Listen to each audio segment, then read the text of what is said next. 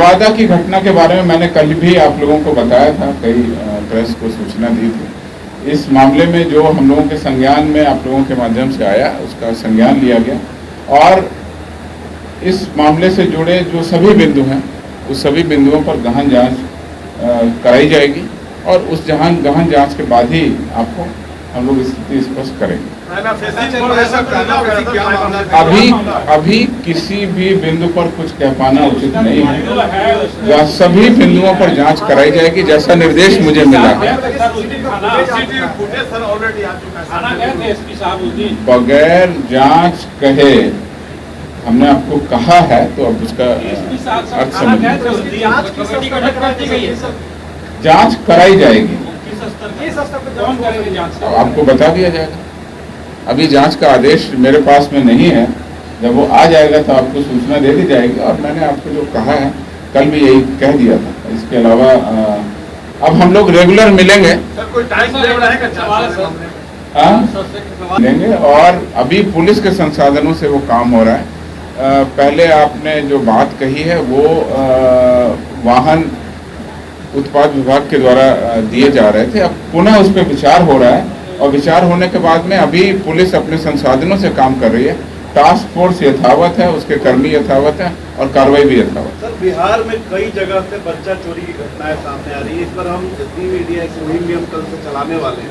क्या कुछ करेंगे, क्या कुछ अपील करेंगे, क्या करेंगे हमारे मुहिम? बच्चा चोरी की घटनाएं प्रकाश में नहीं है। बच्चा चोरी की बात कह करके इशू को डाइवर्ट करने के कुछ मुद्दे आए थे। मैंने आपको पहले भी बताया था, एक्सीडेंट हो गया मेला में और लोगों ने हल्ला मचा दिया, शोर कर दिया कि वो बच्चा चोरी करके भाग रहा है, जिससे कि पुलिस उसको पकड़ ले, आम जनता उसको पकड़ ले। तो इस तरह से एक अफवाहन सूचनाएं कहीं कहीं से आई हैं, उस पर पुलिस के द्वारा तुरंत कार्रवाई की गई है।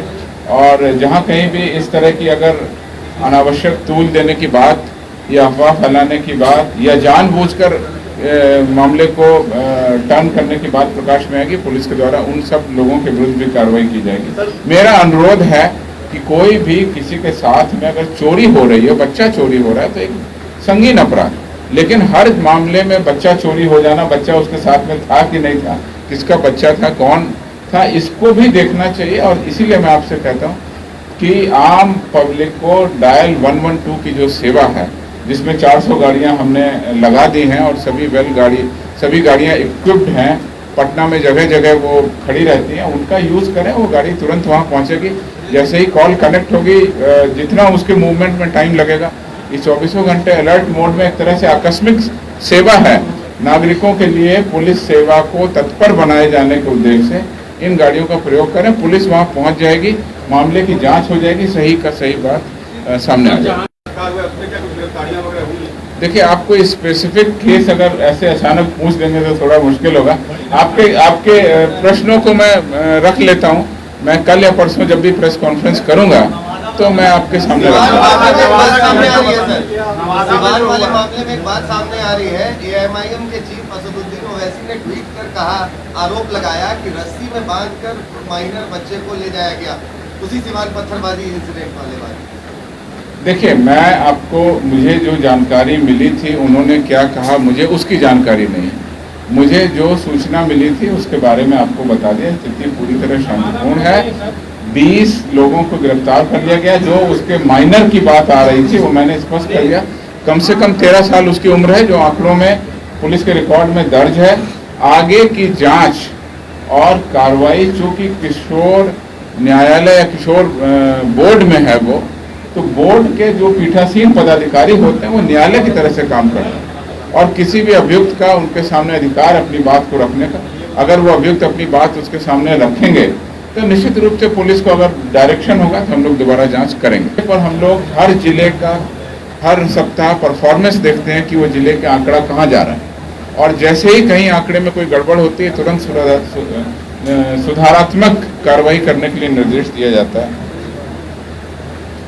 और इसी तरह से मैं आपको बता दूं कि व्हीकल सीज, कुल जो वाहन सीज करती है बिहार पुलिस, वो 18,437 2020 में, 2021 में 26,000 व्हीकल, 26,505, जुलाई 2022 में 17,292 व्हीकल अभी तक हमने जब्त किए हैं।